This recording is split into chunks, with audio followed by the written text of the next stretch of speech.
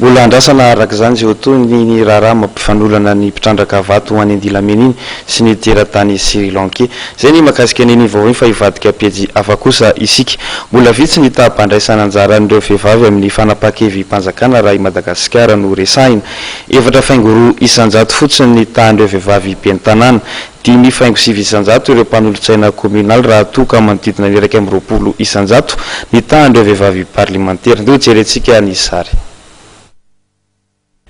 Mbola vitsy ny tahampandraisana anjaran'ireo vehivavy amin'ny fanapahan-kevim-panjakana raha i Madagasikara manokana no resahana efatra faingoro isanjato fotsiny ny tahan'ireo vehivavy bentanàna 5,9 isanjato ireo mpanolotsaina kominaly raha toka manodidina ny 1,20 isanjato ny tahan'ireo vehivavy parlementaire.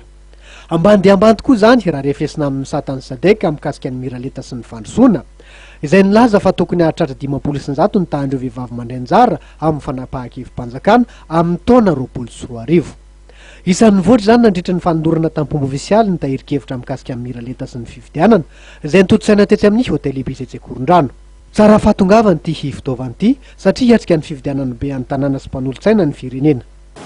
Vao fanatsarana ny teknika fandresen-dahatra mifandraika amin'ny miralenta mba hampitomboana ny tahan'ny fandraisana anjaran'ny vehivavy amin'ny fandraisana fanapahan-kevitra sy ny ara-politika ny plateforme des femmes en politique de l'océan Indien dia namolavola ny paikady pirenena mifantoka amin'ny miralenta sy ny fifidianana.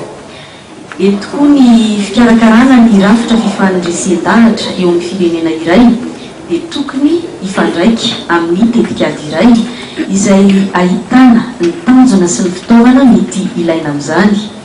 Ireo tanjona sy ireo fitaovan'ireo dia tokony ifandraika amin'ny paikady fampandrosoana voarakitra amin'ny boky tohitohy. Natao fitaovana fanetanana ny vahoaka indrindra ireo vehivavy vonona nitondra ny anjara birika amin'ny fampandrosoana nosy ity feikevitra mikasika miralenta sy fifidianana ity. Miisa 10 etsy ny isan'ireo feikevitra natota. Niaraka ny fandrimbona tamin'ny fanatotosana azy ity ny PNUD, ny fitondram-panjakana malagasy sy ireo fiarahamon'ny pirenena.